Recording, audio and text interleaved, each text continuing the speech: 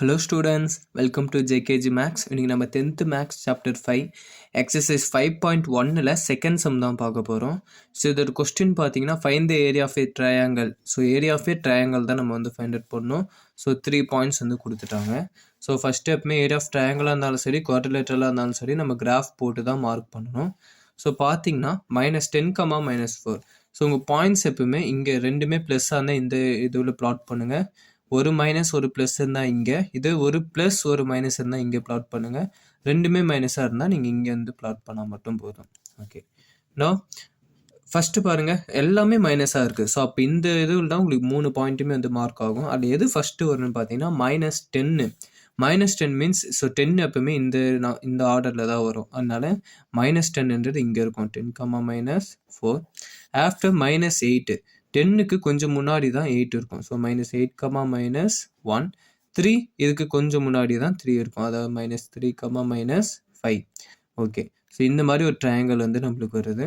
So நீங்கள் once triangle mark பண்ண அப்புறமா அதை ஆன்டி கிளாக் வைஸில் எடுக்கணும். ஆன்டி கிளாக் வைஸ் மீன்ஸ் ஒன்று இந்த பாயிண்ட் எடுத்திங்கன்னா அப்புறம் இது அப்புறமா இது, இல்லை இந்த பாயிண்ட்டை ஃபஸ்ட் எடுத்திங்கன்னா நெக்ஸ்ட்டு அப்புறமா இது எடுக்கணும். ஸோ ரிவர்ஸில் எடுக்கிற மாதிரி மட்டும் பார்த்துங்க. நான் -8, -1 வந்து ஃபஸ்ட்டு சூஸ் பண்ணிக்கிறேன். ஸோ இந்த ஆர்டர் ஃபஸ்ட்டு இது செகண்ட் தேர்டு நான் இந்த ஆர்டரில் எடுத்துக்கிறேன். ஸோ என் ஃபஸ்ட்டு பாயிண்ட் பார்த்தீங்கன்னா -8, -1. என் second point -10, -4. and third point -3, -5. This is my third point. Okay, now x1 y1 x2 y2 x3 y3 as usual names கொடுங்க. இது area of triangle. Area of ட்ரையாங்கிளோட formula of x1 x2 x3 again x1 y1 y2 y3 again வந்து y1.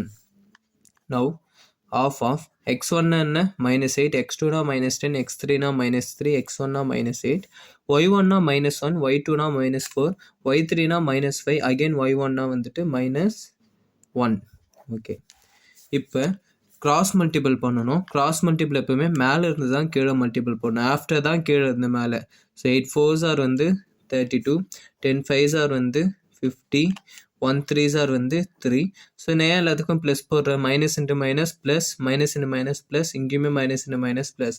இது ஃபுல்லாகவே மைனஸில் இருக்குது. So நீங்கள் multiple பண்ணும்போது உங்களுக்கு ப்ளஸ் தான் ஆன்சர் கிடைக்கும். ஆஃப்டர் மைனஸ் இங்கே ஃபார்முலா படி மைனஸ் வரணும். இப்போ கீழே இருந்து மேலே 1 10s are 10, minus into minus plus 10, 4 3s are 12, minus into minus plus 12, 5 8s are வந்து 40, மைனஸ் இன்ட்டு மைனஸ் ப்ளஸ் 40.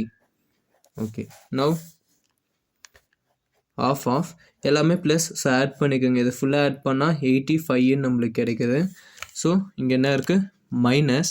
இப்போ இது ஃபுல்லாக ஆட் பண்ணிக்கோங்க. இது ஃபுல்லாக ஆட் பண்ணால் 62 நம்மளுக்கு கிடைக்கும். 62.